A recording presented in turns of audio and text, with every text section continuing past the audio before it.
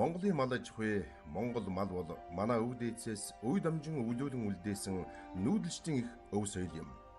Монголын ард түмэн морьтойгоо байхад хинээс чаагаагүй, малтайгаа байхад хизээж өлсөөгүй. Монгол малчин гэдэг бол олон зууны туршид мал адгуулан гаршуулах олон талын мэдлэг, арга туршлага хоримтлуулсан байгаль экологийн зүй тогтлыг сайн ойлгодог заяаны малч удмын хүмүүс билээ.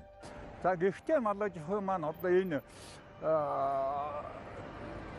цагийн байдал эдийн засгийн нөхцлөөс шалтгаалаад бас одоо өсч буурч ирсэн ийм түүхтэй.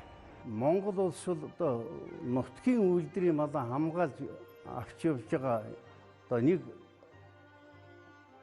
цөөн орны нэг байна.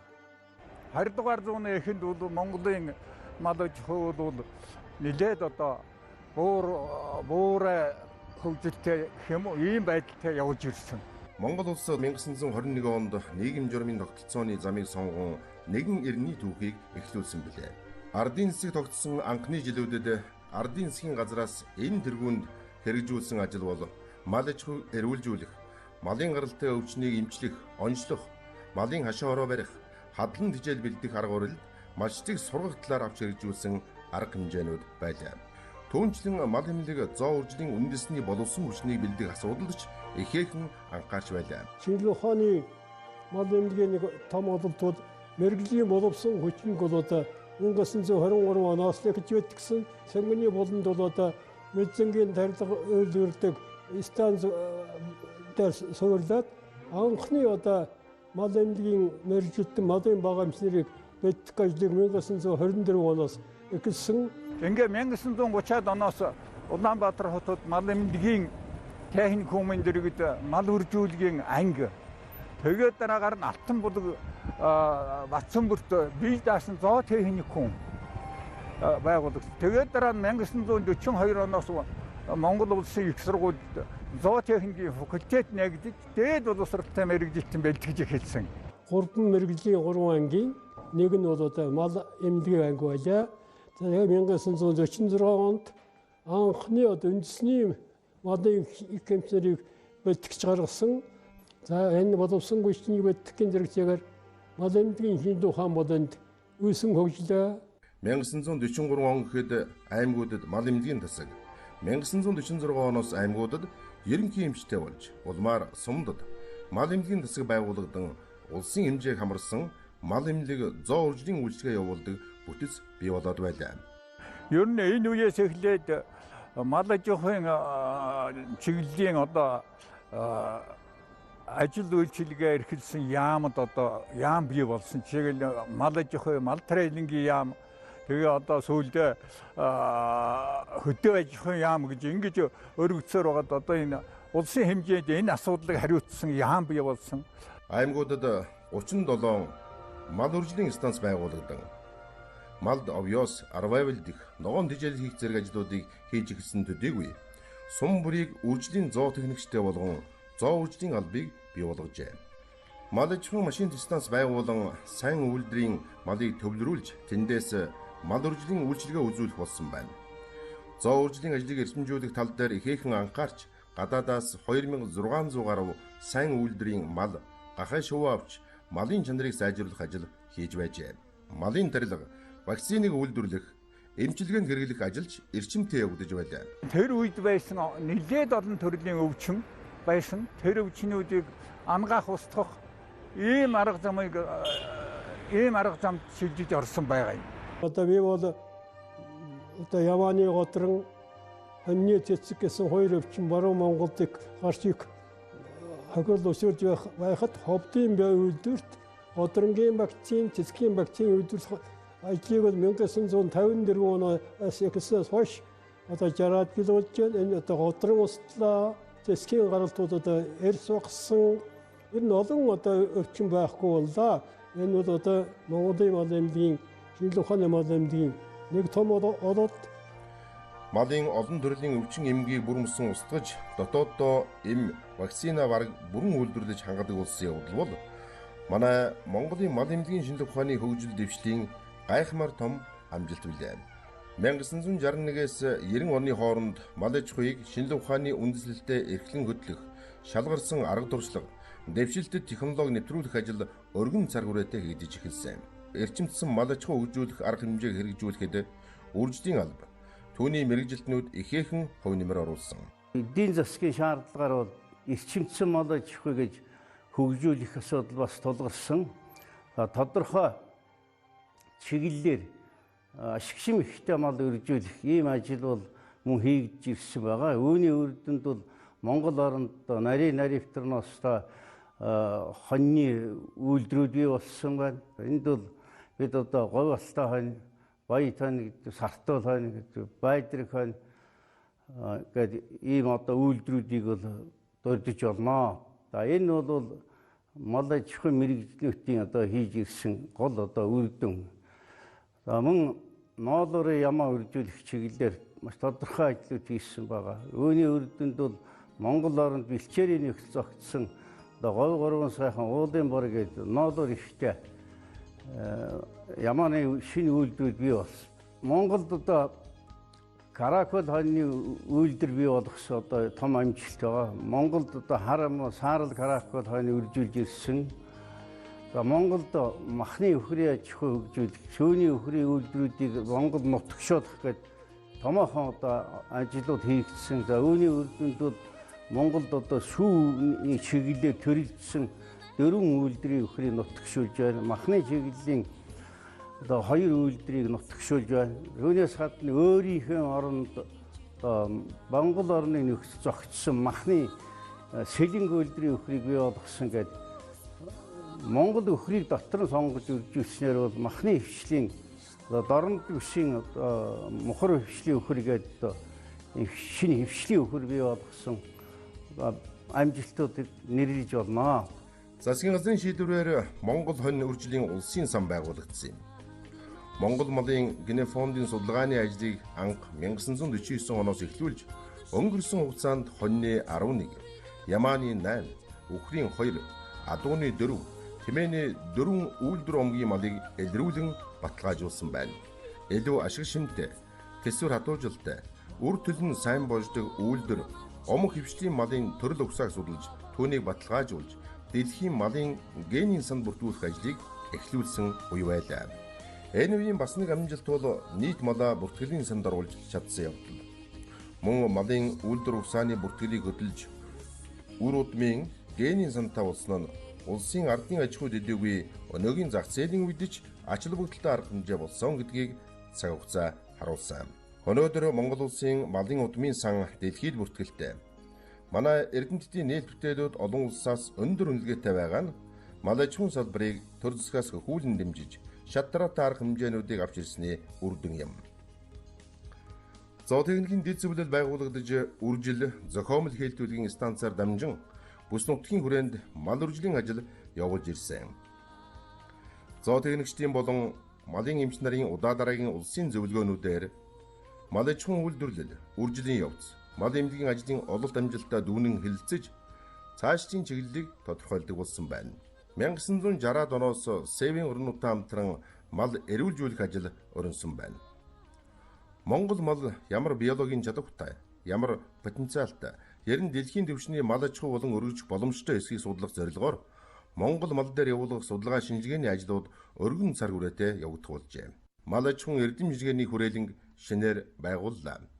Мал аж ахуйн эрдэм шинжилгээний хүрээлэн анх 1963 онд Шинжлэх ухааны академийн хөдөөж ухааны хүрээлэн гэж байгаад 1971 онд нам төрийн зүтгэлчин Ж самбуугийн нэрмжит болж байгуулагдсан. Одоо байгуулсан цагаас өнөөдрийн хүртэл ингээд үйл ажиллагаа явуулж байна. За манай мал аж ахуйн эрдэм шинжилгээний хүрээлэнгийн эрдэмтдийн хөдөлмөр бүтээлийн үр дүнд малын шинэ үйлдвэр болоод үйлдвэрийн хэсэг омог хэмшилний 10 гаруйг мөн Монгол орны нөхцөлд өөрийн орны нөхцөлд бэлчээрийн сайжруулах үүднээс таримлсан Монгол орны нөхцөл гарсан мөн тэжээлийн шинэ төрлийн сорт 10 гаруйг бий болгоод байгаа ийм байгууллага. Зөвгийн аж ахуйн тал дээр бол зөвгийн аж ахуйн гүйцэтгэх захирал туяа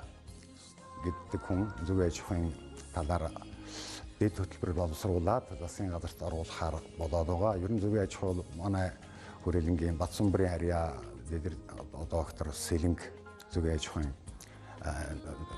удирдан ажиллаж байгаа. Тэгвэр Монгол мал үндэсний хөтөлбөрийн нэг бүсэд орсон зөвийн аж ахуйн тал дээр бас улсаас анхаарал тавих нь бага байгаа гэдэг утгаараа шинээр одоо зөвийн аж ахуйн зөвгийн аж ахуйн гүйцэтгэх захирал туяа гэж хүн одоо нэлээд хэмжээний 10 тэрбум орчим төгрөгийн төсөл боловсруулад үйлдвэрлэж аж ахуйн ямаар дамжуулан засгийн газарт оруулж элэг сүлэг бэлэн болгоод байгаа ийм байдалтай байна.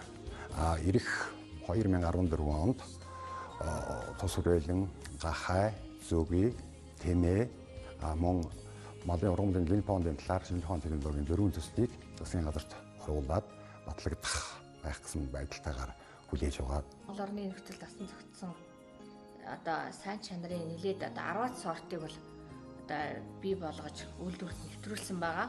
Одоо үндсэндээ одоо энд ингээд харагдаж байна. За энэ ургамлууд байна бол одоо өнөөгийн байгаль цагуурын орчны нөхцөл дасан зохицсон ган хүүтэн төсвөртэй тэжээлийн шим чанар сайтай өнөөдөр Монгол орны одоо байгаль цагуурын нөхцөлд тэжээлийн болон одоо үр үйлдвэрлэлийн за нөхөн сайжруулалтын хот орчуулалтын зөвлөгжүүлэлтийн чиглэлээр тариалахад бол нэн тохиромжтой юм олноос дормлоод байгаамаа. Хүрээлэнгийн судлаачид эрдэмтэд судлаачид бол одоо 20 гаруй жил 30 жил судалгаа явуулсны үндсэндээр бол эдгээр сортуудыг одоо бий болгож үйлдвэрлэлд нэвтрүүлсэн байгаа. За ингээд энэ сортын одоо миний хувьд бол согоорын тамир, самын өрхгийн чулууц сортыг одоо өндөр уулын бүсийн нөхцөлд 20 гаруй жил судалсны үндсэн дээр үйлдвэрлэлд нэвтрүүлсэндээ маш их баяртай байгаа. Тэгээд эдгээр ургамлуудыг одоо манай Монгол орны ойт хэр хээрийн бүсэд тэжээлийн ургамлын тармил тэжээлийн үйлдвэрлэл, нөхөн сайжруулалт тэгээд зөвлөгжүүлэлтийн чиглэлээр бол тариад нэлээд одоо өргөн хүрээтэй тариалагдж байгаа. Өнөөдөр бол манай хүрээлэнгийн хэмжээнд бол одоо ойт хээрийн болон өндөр уулын бүсд бол одоо 70 гагийн одоо өрийн талбайтай эдгээр ургамлын өрийг үржүүлж үйлдвэрлэлд нэвтрүүлж байна.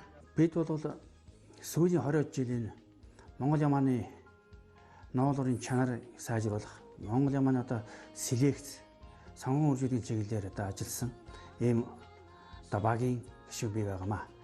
Гэтэ өнөөдөр бол энэ Монгол ямаа энэ Монголын ямааны ноолоор бүдүүрлээ гэж ярьж байгаа.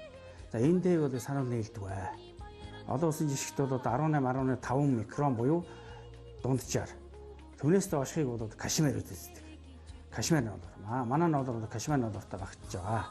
1961 онд энэ хүрээлэнгийн тулгын чулуу тавигдаж энэ хүрээлэнгийн одоо үйл ажиллагаа эхэлж энэний шинжилгээ ухааны үндэслэлээр малын эм бэлтгэлийг үйлдвэрлэхэд зориулсан одоо технологи боловсруулах мэргэжтэй болсон хүчнийг одоо докторийн болон түүнээс дээш түвшинд бэлтгэх энэ үйл ажиллагаа эхэлсэн. За түүхэн хөгжлийн үндсэн үйл ажиллагаа нь бол нэгдүгээр миний сая ярьсан шиг малын эм бэлтгэл, онцлог, вакцин одоо энэ бүх зүйлийн технологиг боловсруулж үйлдвэрлэлийг нэг хэсэгтээ өөрийнхөө хүрээлэнд явуулдаг. Одоо хүрээлэнгийн хажууд эмийн бэлтгэл үйлдвэрлэх цех тасгууд байна.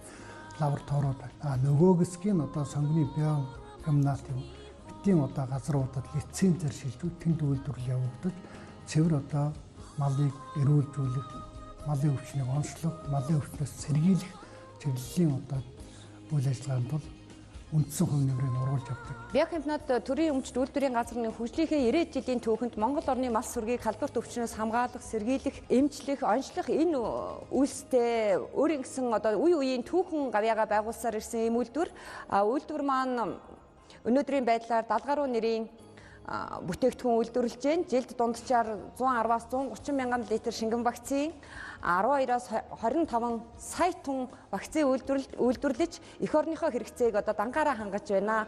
Түүхээс эргэн сөхөхөд бол 1970-аас 90-ад оны эрхэм үеийн хүртэл Биохимнат төрийн өмчт үйлдвэрийн газар өөрийн орны маламжлагын хэрэгцээг хангаад зогсохгүй сахуугийн антивирус, зогсоогийн анатоксин, колибактериозын элдэс, хээлтэй гүний цусны элдэс зэрэг биобэлдэмлүүдийг үйлдвэрлэж зөвлөлт холбоот улс болон бүгд найрамдах Унгар улсуудад экспортлж байсан юм түүхтэй байдаг. За манай мал эмнэлгийн эмийн сорилт баталгаажуулалтын улсын лаборатори анх 1923 онд Монгол улсад мэлзэн эсэргүүцэх станц гэж байгуулагдтал дагалдаж үүссэн. Тэр станцынхаа бүтээгдэхүүнийг одоо шалгаж эхэлсэн юм түүхтэй юм аа анхны гараа. За одоо тэрнээс хойш одоо 90 жилийн босготойгоо уулзж байна. Энэ хугацаанд лаборатори маань нэлээд хөгжиж, материалыг аал сайжирч 1973 онд одоо бие даасан статустай улсын ийм шалгах лаборатори болсон юм а. Түүнээс хойш энэ лаборатори маань Монгол Улсын мал эмнэлгийн хэрэгцээнд хэрэглэгдэж байгаа хэрэглэх бүх төрлийн эм бэлтгэл, онцлог, эмийн түүхээдийг одоо шалгаж чанарыг нь баталгаажуулж гаргадаг ийм үндсэн чиглэлд ажиллаж байгаа лаборатори юм а. За лаборатори маань үндсэндээ 4 лабораторитай, вивартай бас малын гоцголдуур төвчний вакциныг одоо хурц аргаар баталгаажуулдаг ийм 2 байртай. Өнөөдөр мал эмнэлгийн хүрээлэн гэхэд бол мэрэгжлийн 11 лабораториос тогтож байгаа. Энэ 11 лаборатори бол энэ дээр дурдсан эмийн бэлтгэлийн технологи боловсруулах, багаж тоногдох хөрөмжлөн болсон хүчнэр бол бүрэн хангацсан гэж ингэж ойлгож болно. Сүүлийн жилүүдэд бол бид нар төлийн өвчин судлаачид бол одоо эмгэг жамд тулгуурласан, өөрөөр хэлбэл өсөлтийн физиологийн онцлог тулгуурласан эмчилгээ сэргийлэлтийн бэлтгэлүүдийг одоо бий болгох, за эмгэг жамыг бол тодорхойлох, эмгэг жамдаа тулгуурласан төрөл бүрийн бие бэлтгэлүүдийг бий болгохын чиглэлээр бол ажиллаж байгаа. За бидний бий болгосон пробиотик бүтээгдэхүүнүүдийг бол одоо олон одоо шинжилгээ ухааны уулзалт дээр бол ашиглаж болж байна. Эхний ээлжинд бол мал эмнэлэгт ашиглана. За хоёрдугаарт бол хүнсний нэмэлт бүтээгдэхүүний чиглэлээр ашиглаж болно. Гуравдугаарт бол хүн эмнэлгийн чиглэлээр ашиглаж болно. За мөн одоо манай энэ эм хор судлалын чиглэлийн нөхдүүд маань бол шинжилгээ ухааны бүтээл буюу бүтээлийн нээлтийн хэмжээнд хүрч одоо өөрөөр хэлбэл ургамлын одоо алкалоид антиген шинартай болохыг тодорхойлсон Монгол улсын хэмжээний одоо нээлтийн эзэд болцоос нэг бас дурдах хэрэгтэй. Олон одоо хүн одоо энэ чиглэлээр бол төрийн шагнал өвчнийг бас хэлэх хэрэгтэй. Монгол улсад 7 нээлтийн 4 нь мал эмнэлгийн шинжилгээнд гарсан байдаг. За тэгээд манай мал эмнэлгийн шинжилгээнд энэ олон нээлтээс гадна бас их олон патент, шинэ бүтээл оновчтой загвар гаргадаг. 5-6 жилийн өмнө бол хүрийн мялдсан гэдэг өвчнийг устгасан болохоор олон улсаар баталгаажуулсан энэ 2 сертификат маань энэ бол одоо дэлхийн мал эрүүл мэндийн байгууллагаас бол одоо үнэхээр энэ улс энэ өвчнийг бүрэн устгасан байна гэдгийг баталгаажуул олон улсад зарладаг. За энэний дараагаар хүрийн чээж өвчнийг бас ийм одоо сертификат гаргавал материал бүрдүүл өчөөд байж байгаа. Бараг энэ манаас энэ баталгаажж байна. Ер нь мал эмнэлгийн эрдэм шинжилгээний хүрээлэн Көдөжийн дээд сургуулийн мал эмнэлгийн сургуулийн одоо мэрэгжлийн тэнхүүдүүд манай орны мал эмнэлгийн шинжилгээ ухааны гол одоо суур газар нь болж дадаастаа сайхан хөгжиж байна. Орчин цагийн төвшөнд хүрэхэд Хөдөөжихөн их сургууль ихээхэн үүрэг гүйцэтгэсэн билээ. За Хөдөөжихөн сургуулийн биологийн үндэсний менежментийн сургууль буюу хуучин нэрээр бол зоотехникийн факультет бол анх Монгол улсын их сургуульд 1942 онд байгуулагдсан түүхтэй. За ингээд 42 оноос хойш үндсэндээ 70-ын жилийн түүхэн энэ урт хугацаанд бол 7000 гаруй мэрэгжлийн боловсон хүчин бэлтгэн гаргаснаас өнөөдөр 4000 шахам орчмын зургуулаар зоотехникч мэрэгчлээ төгссөн байна. Хөдөөжихөн сургуулийн мал эмнэлгийн биотехнологийн сургууль бол анх 1942 онд Монгол улсын их сургууль байгуулагдаад түүний үндсэн 3 мэрэгжлийн нэг болж анх байгуулагдчихсан. За байгуулагдсан цагаас хойш нийт 70 гаруй жилийн түүхэндээ бол 4700 орчим мал эмч бэлтгэж Монгол улсын мал эмнэлгийн салбар хэмээх том айлыг боловсон хүчнээр хангаж ирсэн. За одоогоор мэрэгжлийн 5 гэмтэй үйл ажиллагаа явуулж байна. Энэ сургуулийг төрөл бүрийн мэрэгжлээр төгссөн үе үеийн төгсөгчид Монголын мал аж ахуйн хөгжилд асар их хөв нэмэр оруулсан түүхтэй. Эндээс мал аж ахуйн шинжилгээ ухааны олон зуун эрдэмтэд, доктор, авиатор, төрийн шагналууд шинэ бүтээлийн эзэд төрөн гарсан юм. За ер нь мал аж ахуйн эрдэм шинжилгээний хүрээлэн байгуулах болсны учир шалтгаан юу байсан мэхлээ зэрэг ер нь Монгол мал гэдэг ямар одоо биологийн чадвартай, ямар потенциалтай энэ дотор ер нь одоо дэлхийн одоо төвшөнд хүрэх мал байна уугүй юу гэдгийг судлаж Монгол мал дээр явуулах судалгаа их өргөн болсон. Монголын мал аж ахуйн одоо гол ер нь тэжээлийн эрх үүсвэр болсон бэлчээрийг яаж ашиглуулах дээр энэ бэлчээр доройтох нь яаж сайжруулах энэ арга замыг судалж эхэлсэн. Малд одоо тэжээлбэлж овёос арвай ногоон тэжээл дараш хийх хүртэл одоо ажил эхэлж хийгдсэн. За тэгээд аймагуудад ер нь одоо 37 малын үржлийн станц байгуулагдсан. Энэ дээр дандаа зоотехник мэрэгжилтнүүд ажилласан. Сум бүгдэд одоо ерөнхий зоотехник, үржлийн зоотехникч гэсэн ийм албад бий болсон, албан ажил эрхэлсэн улсууд бий болсон. Энэ бүхний үндсэн дээр одоо мал аж ахуйн хөгжил бол энэ үед нэлээд одоо хэдэн шатаа гисэн. Монгол улс 70-аас 80-аад оны үед үйлдвэрлэсэн мал аж ахуйн хөгжүүлэх зорилттой программыг дэвшүүлэн тавьж 50,000 га газар тэжээлийн ургамал тариалж мал аж ахуйн хөгжүүлэх ашиг шимийг нэмэгдүүлэх зорилгоор Гачуурт, Бадсанбүр зэрэг 44 газар тус бүр 400-аас 800, 1200 үнэний ферм байгуулжээ. 1970-аад оны үед ажиллаж байсан сайлын механикчсан ферм гэдэг бол зүгээр л нэг машинаар саадаг, дулаан байранд байлгадаг, малаа хичээдэг, асар их өртөг зардал шаардсан өгөөж муухан газрууд байсан юм а.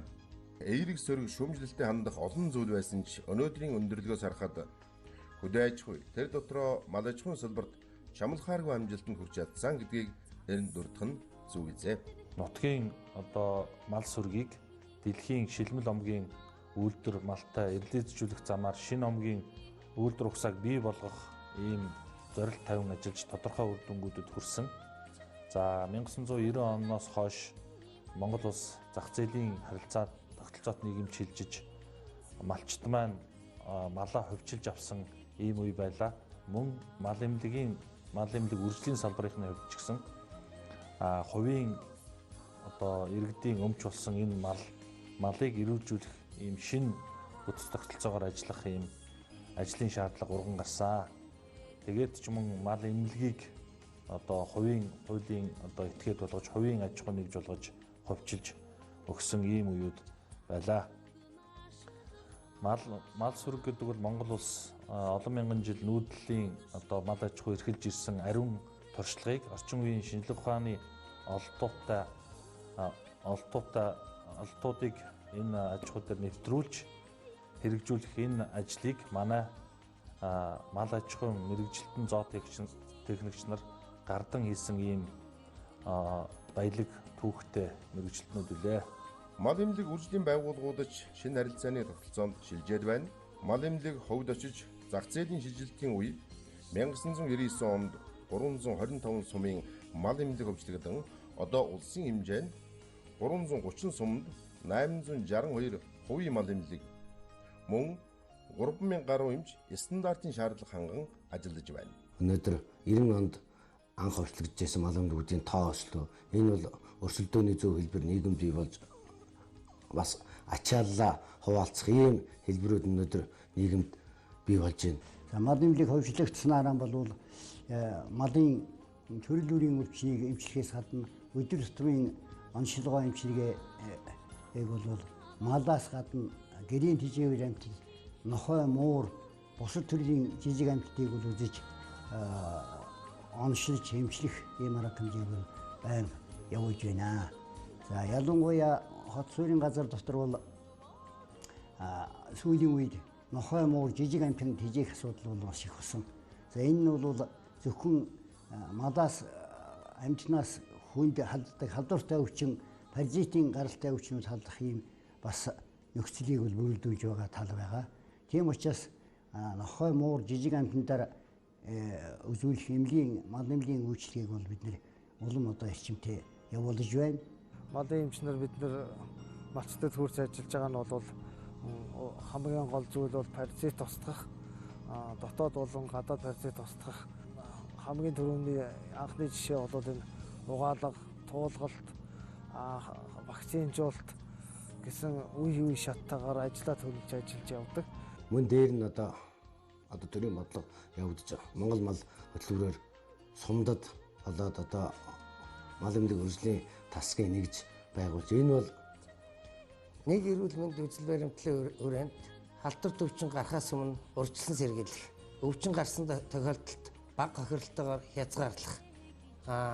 Мал эмнэлгийн халдвар түвшний бэлэн байдлын төлөвлөгөөг ойрын үед зайлшгүй хийх шаардлага тулгарч байна. Үржлийн ажлыг шин шатанд гаргахын тулд стандартын шаардлага хангасан хэлтүүлэгчийг үржилт ашиглах тал дээр онцгой анхаарлаа хандуулна.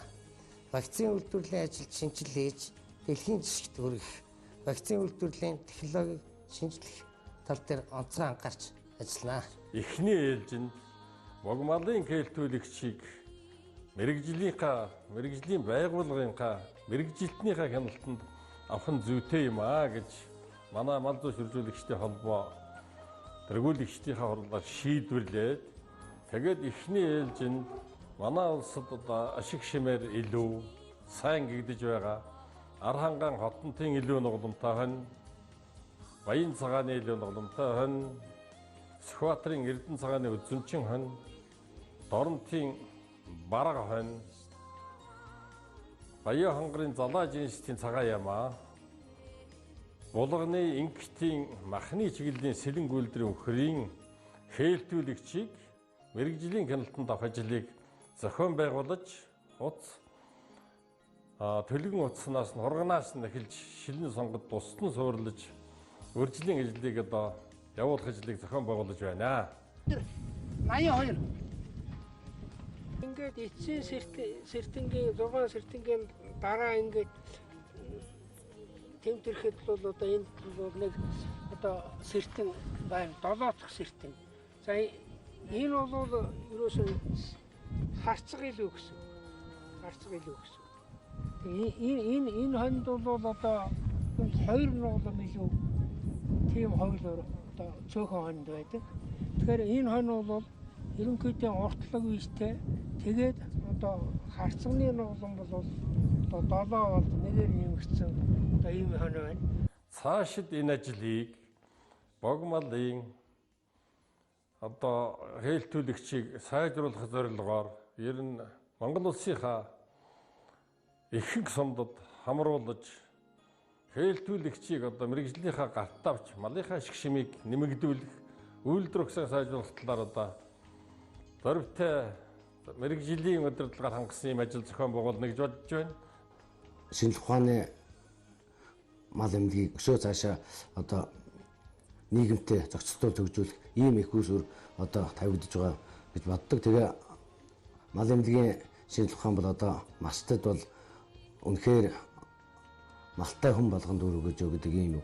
Мал эмнэлгийн шинжлэх ухаан гэдэг нь одоо нийгмийн эрүүл мэндийн өнөөдөр асар том салбар юм. Ер нь үр дүн нь яаж ийнэ вэ гэхээр одоо хинч харсан одооны мал ер нь жид ирэх тусам одоо өнг өдрөг ер нь эрүүлсэн элдв хангаан өвчин гарахгүйгээр одоо сайхан байна да. Малчин биднээс бас нэг эрүүл малтай байна гэдэг чинь аль нэгэн зуд зурхан янз бүрийн нас бас нэг хамгаалагдаж үлдэх өөрийгөө арчлах мал маань ч гэсэн төсвөр хатуужлаар сайн байдгийн байх шүү дээ. Тийм учраас малыг ер нь сайн эрүүлжүүлж байвал төдий шинэ мал малчин хоёрын ажил бас хөнгөн байж цагаагаараа давж явах дээр юм байна гэж миний ойлголтоор бол 1990 онд 22 сая толгой малтай байсан бол өнөөдрийн Монгол улс 40 сая толгой малтай болоод байна. 20 жилийн дотор 2 дахин өссөн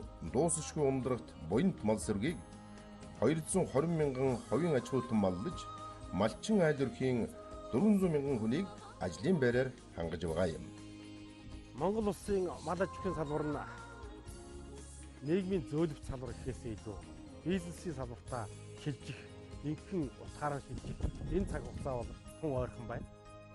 Бизнесийн салбарт Монгол улсын мал аж ахуй хөгжих энэ үед малын эмч нар, мал зүйч үржүүлэгч нарын мэрэгжлийн ур чадвартаа түшиглэж төр засгийн үйл ажиллагаа явуулдаг энэ цаг хугацаа бол бидэнд өдөр ирэх тусам илүү мэдрэгдэж эрч хүчийг бас одоо олгож байна.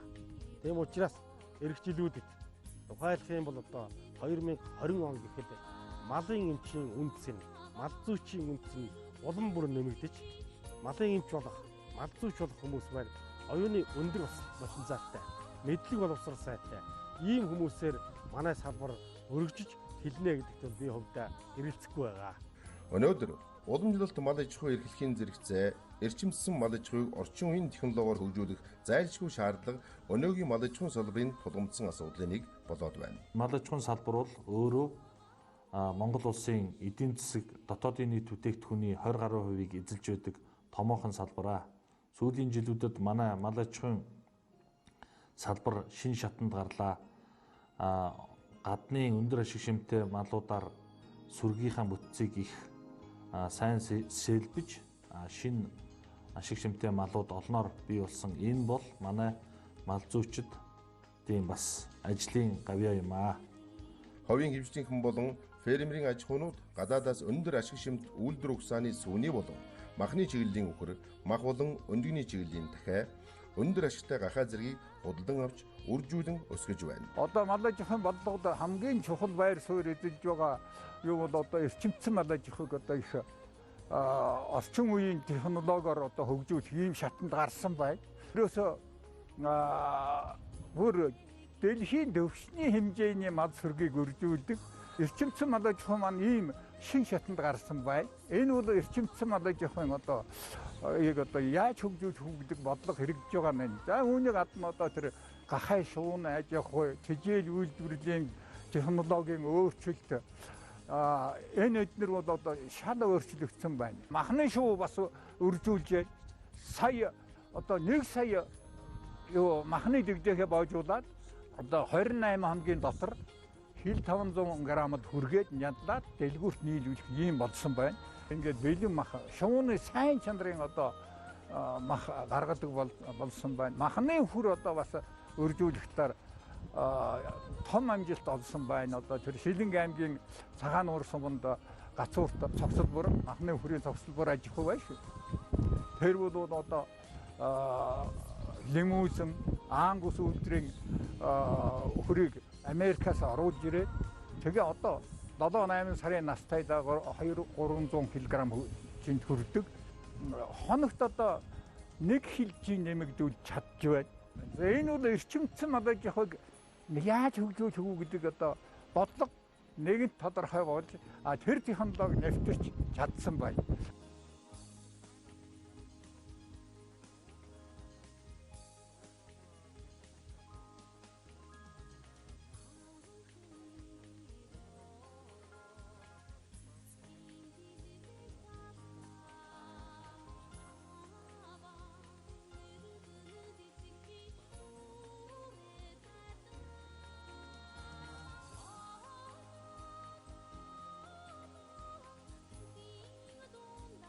Ерөөсөө үхрээ эрүүл байлгаж ээж, төлөө сайн бойжуулж ээж, үнэхэр тийм сайн эрүүл чанартайс гаргаж байгаа. Энэ агуулгаар бол энэ айлч сайлын эрчимцэн фермд бол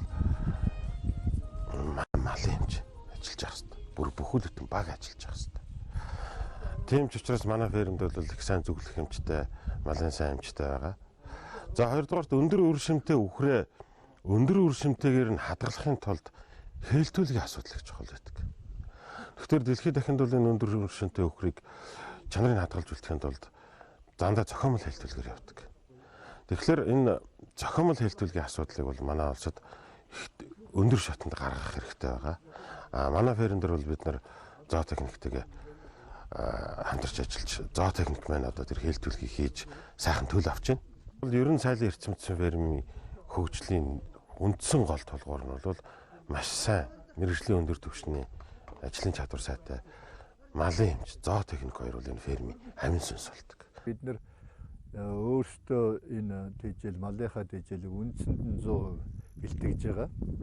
Тэгэхээр энэ бэлтгэл бол тэр аюулгүй хүнсийг л одоо бид бий үйлдвэрлэж байна л гэсэн үг. Тэгэхээр бид нар энэ ашиг шимээ аваад сүүнийхээ одоо мах сүү үйлдвэрлэж байна.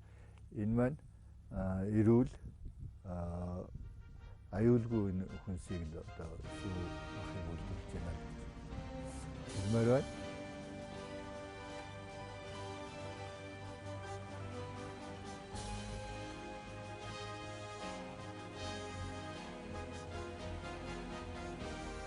Фермерийн аж ахуйд шилжинэ гэдэг маань хамгийн нэгдүгээр тэжээлийн асуудлыг бол шийдсэн байх ёстой. Тэжээлийн асуудлыг шинжлэх ухааны үндэстэй бүрэн шийдсэн зохиолдолд ямар ч фермерийн аж ахуй бол одоо зохих зүйдэх талаараа хөгждөг юм жамтай Монгол улс үйлдвэр хөдөө аж ахуйн орон одоо ч гэсэн одоо мал аж ахуйгаа эрхэлж байгаа, өмнө нь ч эрхэлж байсан, цаашдаа ч эрхлэх ёстой. Тийм үднээсээ бид аажмаар фермерийн аж ахуй шилжиж байгаа энэ үед тэжээлтэй холбогдсон асуудлуудыг комплексээр нь авч шийдэх нь зүйтэй гэж бол би эрдэмтэн судлаач докторийн хувьд үздэг. Бид 2004 онд 300 орчим гахаатай 25 үндсэн мэгжтэй Улаанбаатар хотод үйл ажиллагаагаа эхэлж байсан бол 2007 онд Төв аймгийн Баянцах цумын Гунн бригадад 3000 гахааны ферм байгуулсан. Энэ фермийг байгуулснараа бид өнөөдөр нийслэлийн хүн амын махны хэрэглээнд тодорхой хувь нэмрээ оруулж байна гэж үздэг. Ер нь Монгол улсад бол эрчимцэн аж ахуй, цаашдаа энэ гахаан салбарын аж ахуй бол эрчимтэй хөгжих зайлшгүй шаардлага бол гарч байгаамаа. Одоо бид бол байгууллагуудад 9 дэх жилдээ ажиллаж байна. 9 дэх жилдээ ажиллаад 200 мянган шувуутай болж байна. Жилд нэг 50 орчим сая өндөг үйлдвэрлэв. За 50 орчим сая өндөг үйлдвэрлэнэ гэдэг бол манай дотоодын нийт үйлдвэрлэлийн 40% нь болж байгаа. Нэг талаасаа шувуу гэдэг мал маллаад өндөг гэдэг бүтээгдэхүүн үйлдвэрлээд хүн амынхаа хэрэгцээг хангаж ажиллаж байгаа ийм л компани Түмэн шууд компани гэдэг бол бидний үйлдвэрлэж байгаа өндөг бол хамгийн сайн чанарын өндөг гэж бол хэлж болно. Монгол улсын хүний эрүүл аюулгүй байдал тухайлах юм бол хүнсний асуудлыг шийдвэрлэхийн тулд малын эрүүл малтай байх асуудал нь амин чухал асуудал болж ирж байна. Энэ нь бол дэлхийн нийтийн чиг хандлага бол мал нь эрүүл байж хүн нь эрүүл байна гэсэн ийм одоо чиглэлээр дэлхийн нийт хөдөө аж ахуй, мал аж ахуйгаа хөгжүүлж байна. Тийм учраас нэг эрүүл мэнд ийм стратегийн дор Монгол улс хөгжиж саараа энэхийн тулд малын эмч нарын үүрэг хариуцлага улам өндөр болох энэ цаг үе бол өнөөдөр хичээд байна. Мөн түүнчлэн мал аж ахуй маань бизнесийн салбар болох энэ мал зүйч нарын үнцийг, мал зүйч нарын хэрэгцээ бол улам өндөр аж ахуйтай болж байгаа ийм цаг үе бол бас наашлж мөн хурж ирчээр байна. Мал хил гуравтайгаа байхад Хэн баян Монгол баян гэж манай яруу найрагч Зундын Доржгой хэлсэн байдаг. Монгол хүн малтайгаа байхад баян байсан, баян байна, цаашд баян байх болно. Тийм ээ. Өнөө сүнүүгийн үеэс хөгшид өвгдгийн нутаг өргөн их тал хэртэм бид адуу молоо адгуулан өсгөн хөгжүүлсээр ирсэн билээ. Адуу тэргүүтээ 5 шуу мал бид бүхний амьдралын их сурвалж болоо зогсохгүй. Аялгуудуу айзан шиг бүхний гэгэн тиймэрүүлж Монгол хэмээх нэгэн нэрийг ертөнцийн чихнээ дуусгасаар байна.